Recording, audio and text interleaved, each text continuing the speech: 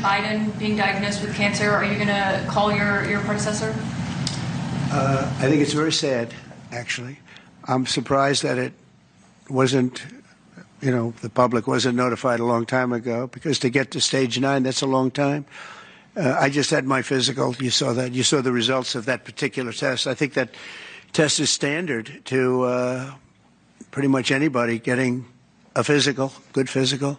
We had the doctors at the White House and over at Walter Reed, which is a fantastic hospital, do it. I did a very complete physical, including cognitive tests. I'm proud to announce I aced it. Got them all. I got them all right.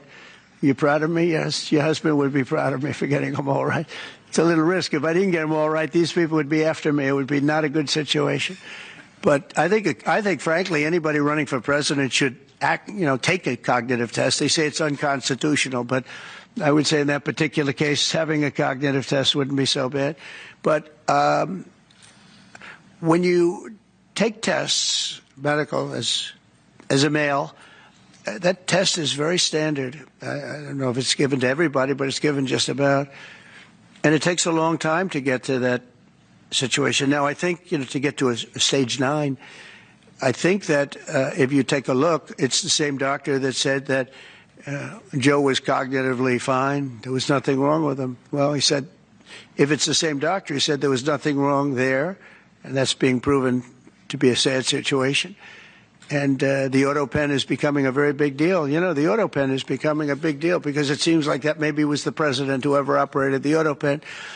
But when they say that that was not good, they also, you have to look and you have to say that the test was not so good either. In other words, there are things going on that the public wasn't informed, and I think somebody's going to have to speak to his doctor, if it's the same, or even if it's two separate doctors.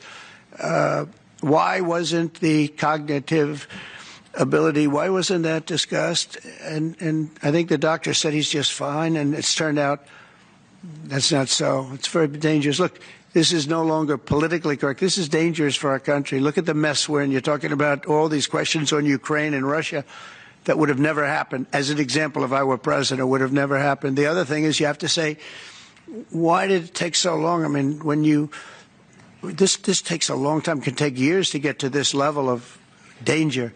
So it's a very, very sad situation. I feel very badly about it.